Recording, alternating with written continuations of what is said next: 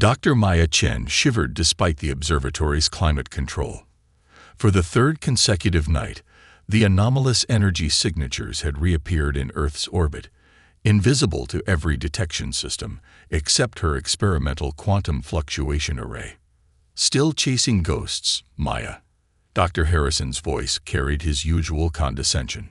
She didn't bother turning from her monitors. These readings suggest an object with mass equivalent to a small moon, deliberately masked from conventional sensors. Right. And I suppose aliens are studying us too. He laughed, footsteps receding down the hallway. Maya zoomed in on the distortion. There was something there, a shape that shouldn't be.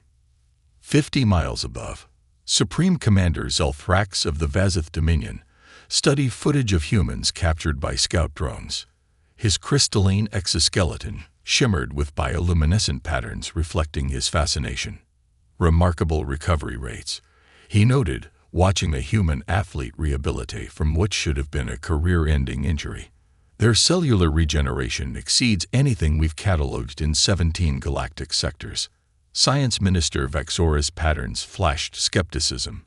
Yet they're primitive, barely a century into space exploration. Their largest colony on their moon houses fewer than 5,000 individuals. That makes them ideal, Zelthrax responded. Resource-rich world, adaptable workforce, minimal defense capabilities. The Council recommends we proceed with standard protocols, Vexora said, mandibles clicking. Classification: Resource World, Category 3. Extraction Priority, Workforce and Minerals. Zelthrax's inner membranes darkened with pleasure. Another triumph for his fleet record. Maya's breath caught when her observatory's power suddenly failed. Emergency generators kicked in seconds later, but her instruments showed a massive energy surge directly overhead. She grabbed her personal telescope, an old-fashioned optical device her grandfather had given her, and rushed outside. The night sky rippled like disturbed water.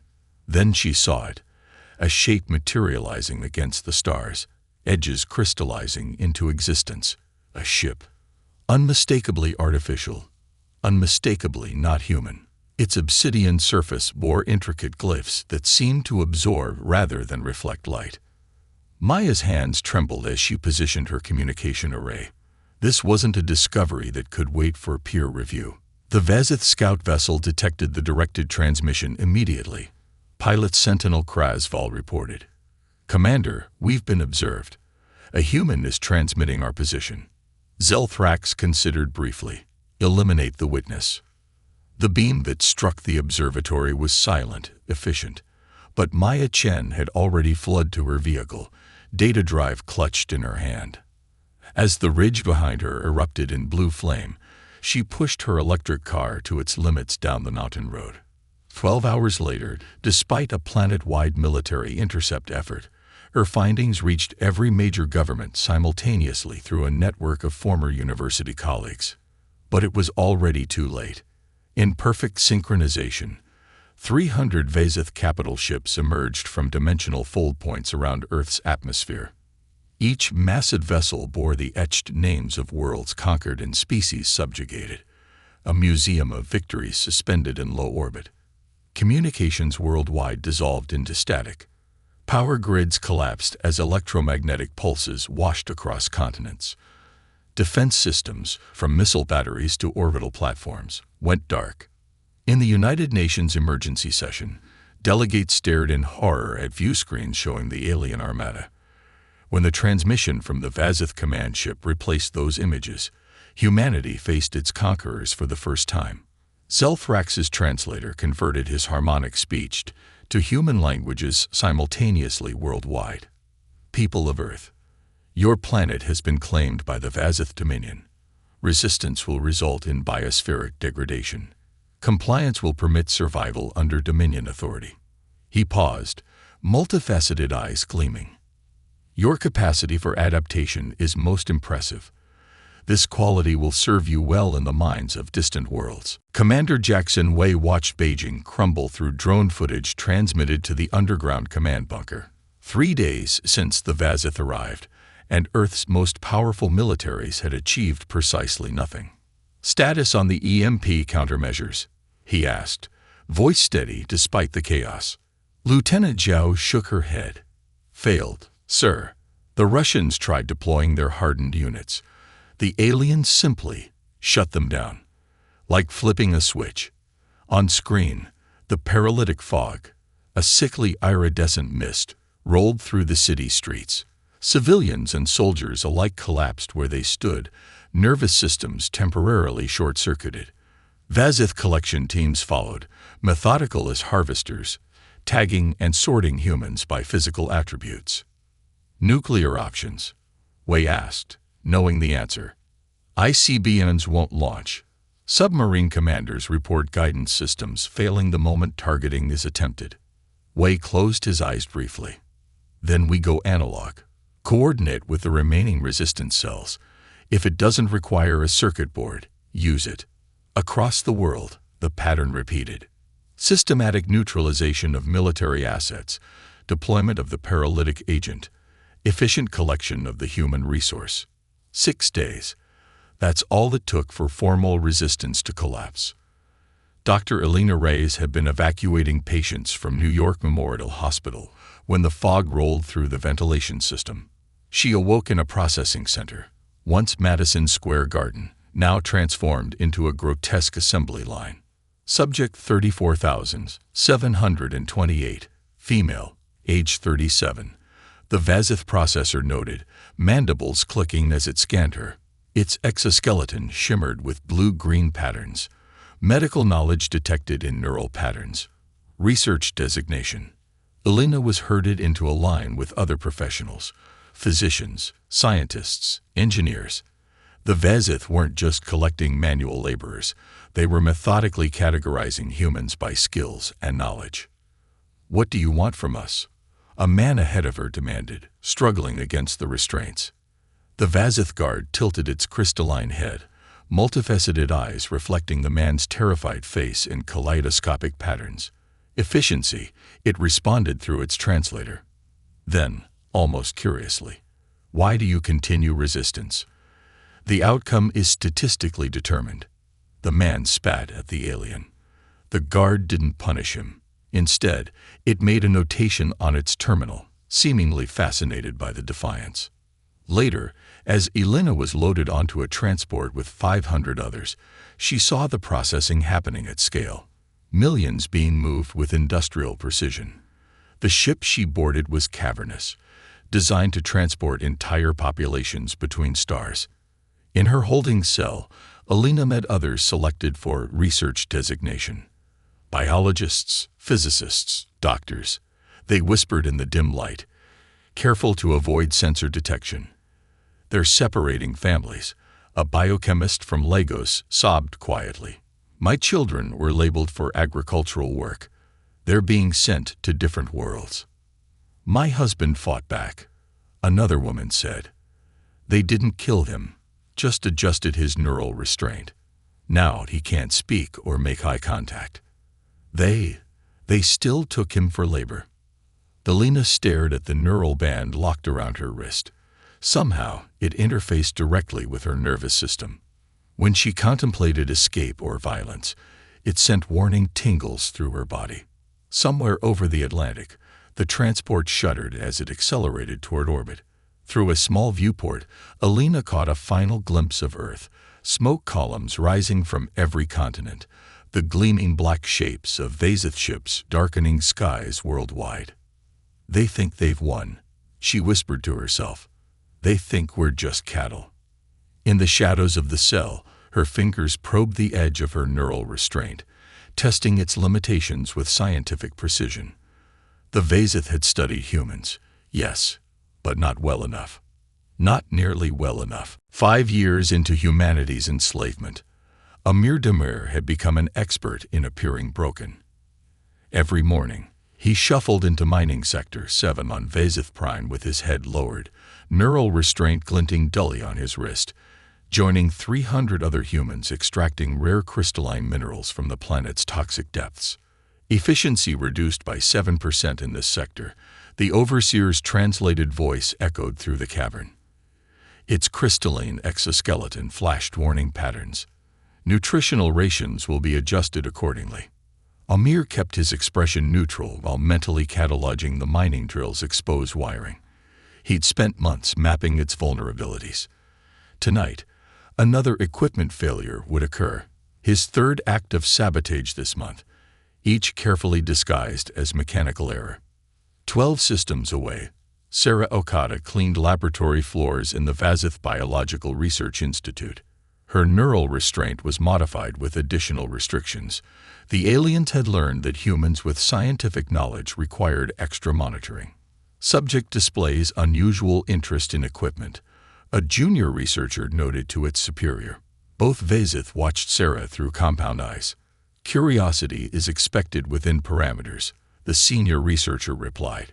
Human retention of information decreases by 64% under restraint influence. What the Vazith didn't realize was that the neural restraints had a fundamental flaw. They monitored intention but couldn't erase knowledge. Every diagram Sarah glimpsed, every conversation she overheard, was meticulously filed in her memory. While appearing to mindlessly clean, she had assembled a comprehensive understanding of Vazith biochemistry. Most valuable was her discovery that certain sound frequencies disrupted Vazith neural pathways. Their crystalline bodies, so resistant to physical damage, resonated catastrophically when exposed to specific acoustic patterns. On Nexus Station, the administrative heart of the Vazith slave trade, Diego Suarez served High Commander Traz Vel directly. 5 years of perfect obedience had earned him the coveted position and unrestricted access to the commander's private chambers. The human adapts well to service. Trasvel noted to a colleague. They can be trained effectively when isolated from their kind. Diego poured a nutrient solution into the commander's feeding receptacle, keeping his eyes downcast.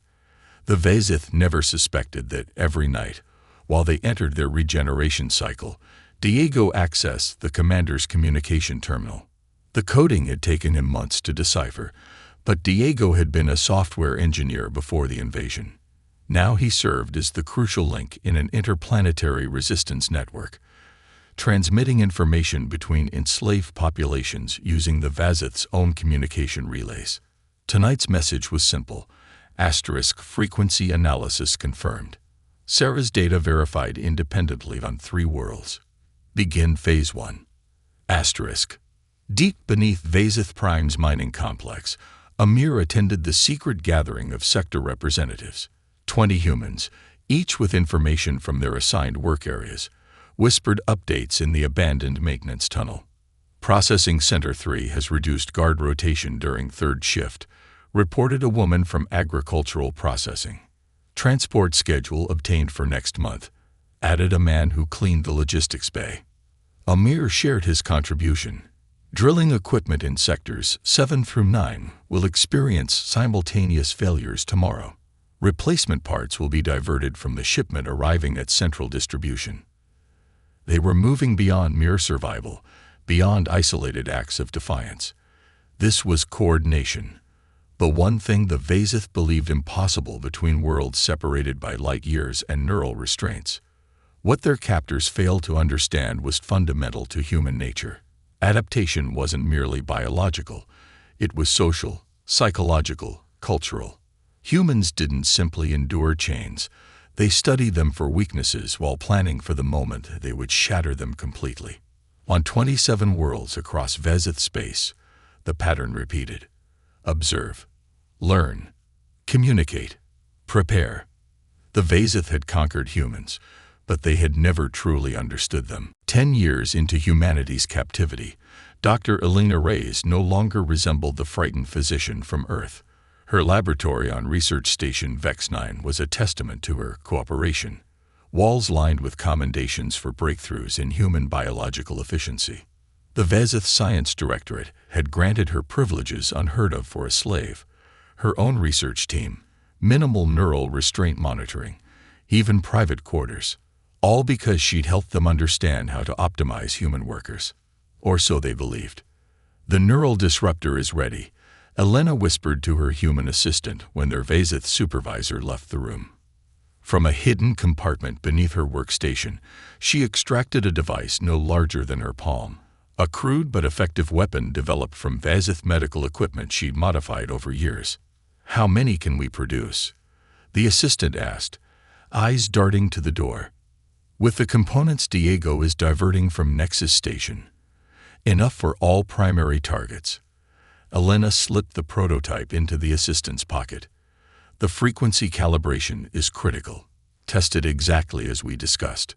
Across 27 worlds, what had begun as isolated acts of defiance had evolved into something the Vazith considered impossible. A coordinated resistance network spanning interstellar distances, communicating through hijacked transmissions, modified restraints, and a relay system of human cargo shipments. On Earth, Commander Wei had transformed from military leader to phantom insurgent. The ruined cities provided perfect cover for his network of resistance cells. The aliens had left minimal occupation forces on the homeworld, believing humanity broken and the planet stripped of valuable resources. Their mistake. In a bunker beneath the remnants of London, Wei studied the stolen Vazith communicator Diego had smuggled to Earth. "Status report," he transmitted to the network. Responses filtered in, bounced between worlds through modified signal relays. "Mining sector uprising preparations at 70%. Amir. Research station neural disruptors tested successfully. Elena. Transport fleet security protocols acquired. Diego." Wei allowed himself a grim smile. "Synchronize your chronometers. First strike in 30 days." The hardest challenge had been weaponizing their knowledge of Vazith weaknesses. The aliens' crystalline bodies were virtually impervious to conventional weapons, but Elena's discovery of their neural sensitivity had provided the key. Sarah Okada, now positioned in a Vazith biological research facility, had expanded on Elena's work. She discovered that a specific harmonic pattern, easily generated from repurposed mining equipment, could temporarily paralyze Vazith neural functions. On Vazith Prime, Amir's mining accidents had evolved into testing grounds for these disruptors. Each incident provided data on effectiveness, range, and duration. What the Vazith couldn't comprehend was how these seemingly isolated incidents followed identical patterns across multiple worlds. Their hierarchical hive mind thinking prevented them from understanding human adaptability and cooperation without central control. When the first true coordinated attack came, it struck 3 Vazith outposts simultaneously. On mining world SK-17, a disruptor device activated during shift change, incapacitating all Vazith overseers. 200 miners escaped into the wilderness. On Research Station VEX-9, laboratory containment protocols malfunctioned, releasing paralyzing gas into Vazith quarters during their regeneration cycle. On Nexus Station, life support systems in the high command sector experienced critical errors, forcing emergency evacuation. In the confusion that followed, the Vazith High Council convened an emergency session. Statistical anomalies suggest coordination between slave populations, reported the security minister, its patterns flashing with agitation. Previously assessed as impossible. For the first time in the history of their empire, uncertainty rippled through the collective Vazith consciousness. The humans weren't just slaves. They were becoming something the Vazith had never encountered before. A threat. Diego Suarez approached the maintenance tunnel cautiously. After the coordinated attacks, Vazith security had tightened considerably. Yet their arrogance remained their weakness. They still couldn't conceive that different enslaved species might cooperate. Inside the dimly lit passage, 3 figures waited. A human technician, a Novanian engineer with 6 limbs and iridescent skin, and a Krell elder whose telepathic abilities had been dampened by neural restraints for over 2 centuries. "They won't trust us," the Krell elder, Shuthva, projected weakly into Diego's mind. "Why should they? Humans are newcomers to suffering." "Because we're offering something you've never had," Diego replied. "A way to fight back." The Novanian engineer, tall Zenith, flexed her secondary limbs nervously. "My people attempted rebellion 7 generations ago. 3 colony worlds were sterilized as punishment. The survivors watched the recordings. Diego placed Alina's neural disruptor prototype on the ground between them. This changes everything. The Vezith aren't invincible. On Research Station Vex-9, Alina Rice faced similar skepticism from the station's non-human laborers. The Vezith had deliberately segregated different species, fostering distrust and competition for resources. The Krell have endured for centuries, the telepathic representative whispered. We survive through acceptance. Is that living? Alina challenged, watching your children born into chains. The ancient eyes studied her. What makes humans different? 17 species have been conquered before you.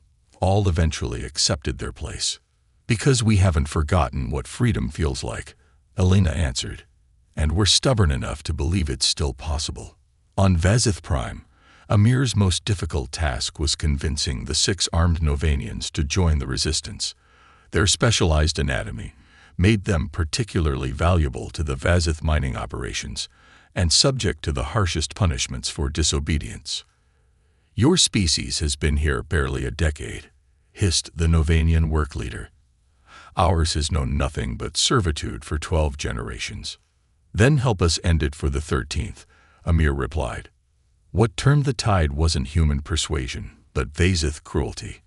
When the aliens executed 50 humans following the coordinated attacks, they forced representatives from all enslaved species to watch. Instead of instilling fear, it sparked recognition among the witnesses, a shared suffering that transcended biological differences. The Krell, with their dampened but still functioning telepathic abilities, became the Resistance's secret communication network. Where modified transmitters couldn't reach, Krell telepathic chains could bridge the gap between worlds. The Novanians, with their 6-limbed dexterity and natural engineering aptitude, improved Alina's neural disruptor designs, miniaturizing components, and increasing effectiveness. Their understanding of Vezith ship systems, learned through generations of maintenance work, proved invaluable. Commander Wei, receiving reports of these developments from Earth, strategically deployed human specialists to facilities where interspecies cooperation showed the most promise. Each placement was calculated to foster further alliance building. The Vezith remained oblivious to this development. Their psychology, evolved from a strictly hierarchical hive species, couldn't conceptualize cooperation between genetically distinct groups. They continued to segregate their slaves by species, never realizing they were creating perfect nodes for resistance cells. In a secret gathering on Nexus Station, representatives from 7 enslaved species met for the first time in the history of the Vezith Empire. Diego translated as each delegate shared their species' unique knowledge of Vezith weaknesses. For too long, we've been alone in our suffering, Diego concluded. They conquered us separately. We'll defeat them together. The Krell elder, HFY, placed a gnarled hand on Diego's shoulder. For the first time in centuries, its telepathic voice carried something the Vezith had systematically tried to extinguish from all their subjects. The day the multispecies resistance struck, the Vezith Empire experienced something unprecedented in its 1,000-year history: simultaneous rebellion across 12 worlds. On mining world SK-17, Amir gave the signal at precisely the calculated moment. 3,000 miners, humans, Novanians, and Krell working in perfect coordination, activated neural disruptors hidden in equipment throughout the facility. The crystalline overseers collapsed, their neural pathways temporarily paralyzed by the precisely calibrated frequencies. Extraction teams, move. Amir commanded through a modified communicator. Transport crews, stand by. Generations of Novanian engineers had maintained the Vezith's mining vessels without ever being permitted to operate them. That prohibition ended today. 6-limbed pilots slid into control interfaces as human security teams secured the perimeter and Krell telepaths monitored for approaching Vezith reinforcements.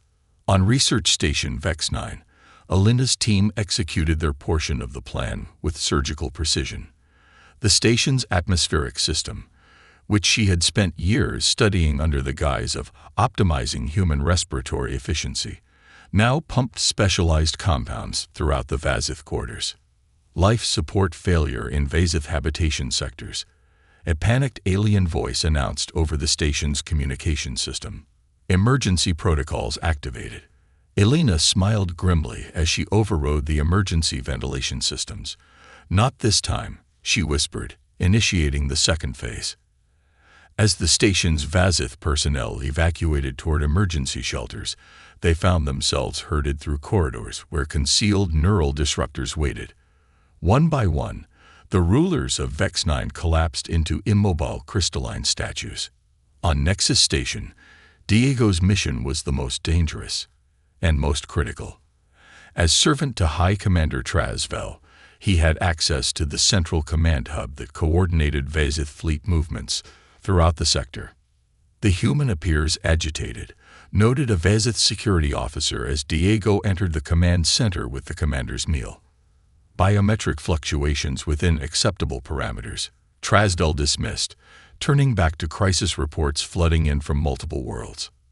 What the commander didn't notice was Diego's trembling hands weren't from fear, but from careful manipulation of a device concealed within the serving tray. When it activated, every Vazith in the command center froze in mid-motion. Communication secured. Diego reported through his hidden transmitter as he began accessing the central control systems. Lockdown protocols initiated. Across the Vazith Dominion, the pattern repeated with variations tailored to each facility's unique parameters. The rebellion hadn't just planned for the initial strike. They had calculated the Vazith response and prepared countermeasures. When the Empire deployed security vessels to mining world SK-17, they encountered their own automated defense platforms, reprogrammed by Novanian engineers to target Vazith ship signatures. When emergency protocols rerouted commanding officers to secondary command centers, they found those centers already under rebel control, the Krell having telepathically identified and neutralized every backup facility. On the Vazith homeworld, the High Council received increasingly desperate reports. A species that had evolved from strict hierarchical structures, they were psychologically unprepared for an enemy that operated without centralized command. How do they coordinate without central direction? Demanded the Supreme Commander, crystalline patterns flashing chaotically. Every communication channel is monitored. What the Vazith couldn't comprehend was that humans had brought something unique to the enslaved races, not just rebellion, but its methodology. Centuries of human military evolution had developed concepts like cell structures, redundant command, and mission-focused operations that operated regardless of communication status. By the uprising's third day, the rebels controlled 7 mining worlds, 3 research stations, 2 transport hubs, and most critically, Nexus Station itself. With it came access to the Vazith fleet command protocols and transportation networks spanning the Empire. Commander Wei, receiving confirmation from Diego, transmitted to all resistance cells. Phase 1 complete. Commence Phase 2. Bring our people home.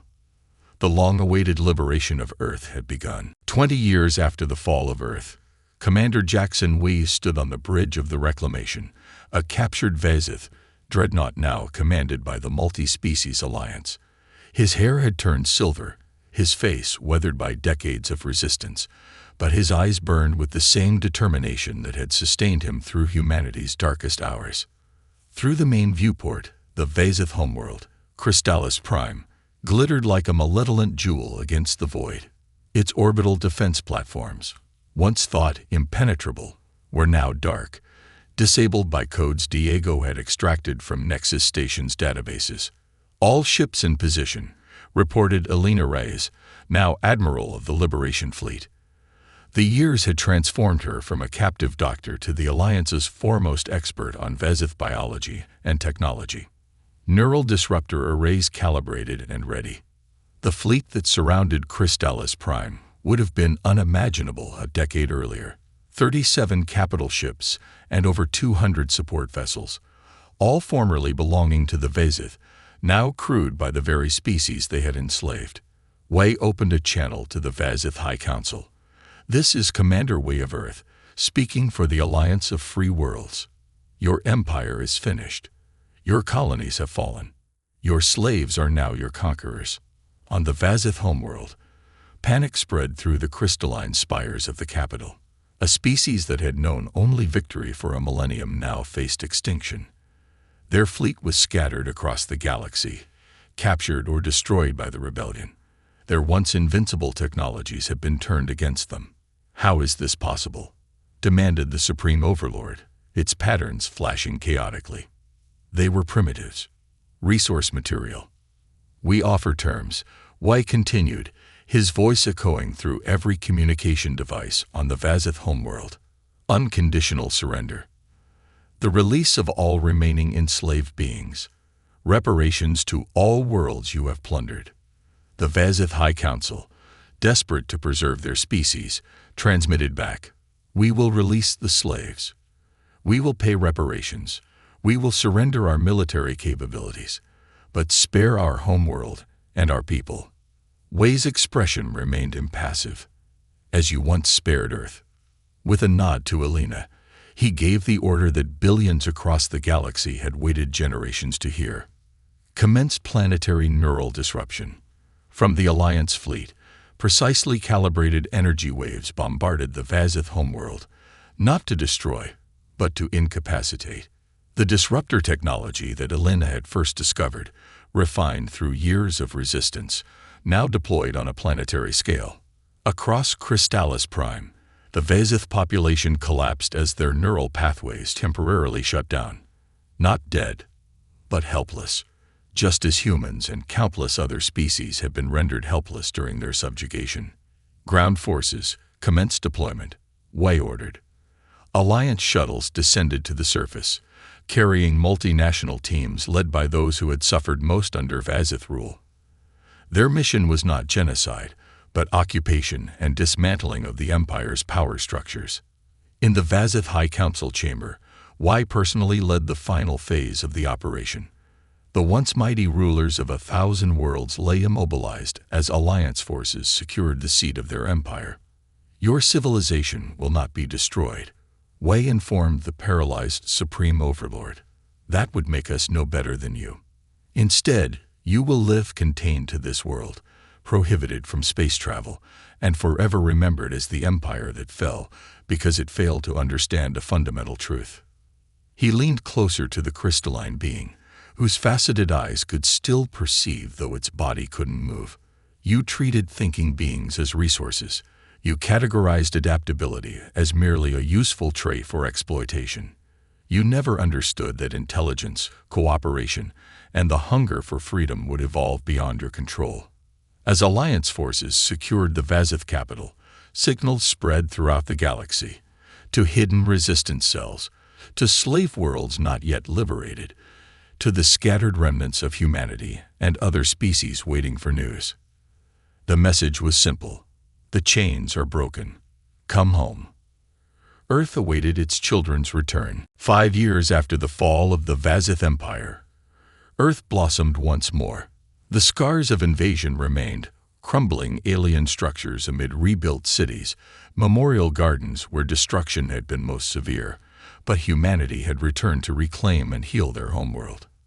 Commander Wei, now Admiral of the Federation Defense Fleet, stood at the observation deck of the new United Nations headquarters in Geneva.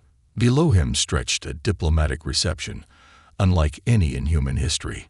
Representatives from 27 formerly enslaved species mingled with Earth's leaders, their physiological differences stark, but united by their shared history of captivity and liberation.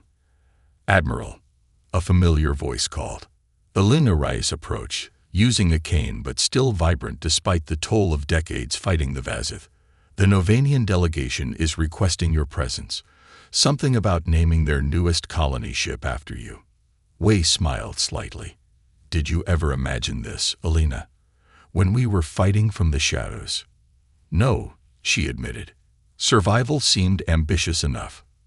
From across the galaxy, millions had returned to their homeworlds, while others chose new beginnings.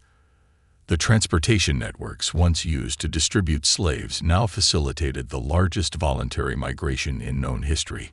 Species separated for generations reunited.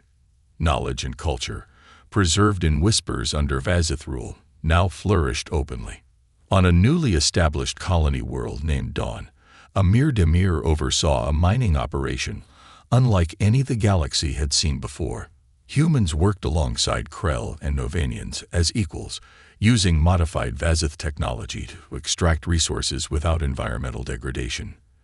The profits were shared equitably, a direct repudiation of the exploitation that had defined the previous era. Diego Suarez had chosen a different path. As the Federation's first ambassador to Crystallis Prime, he represented Alliance interests on the former Vazith homeworld. The once mighty species now lived under strict monitoring, confined to their planet with controlled access to technology. The younger generation is different, Diego reported during a Federation Council meeting. They've embraced reforms, rejected their ancestors' imperialism. Some have even applied to study at Federation universities. The most surprising development came 3 years after liberation, when a group of young Vazith formally petitioned to join reconstruction efforts on damaged worlds. Led by Kazvan, child of a former Vazith scientist, they sought atonement through service. "We cannot undo our ancestors' crimes," Kazvan stated before a skeptical Federation tribunal. "But we can help build something better from the ruins." Initially rejected, the proposal eventually gained support from an unexpected source. The Krell elders, whose species had endured the longest under Vazith oppression. Cycles of vengeance lead only to more suffering, the Krell representative testified. "If there are Vazith who wish to build rather than conquer, we would be fools to reject them."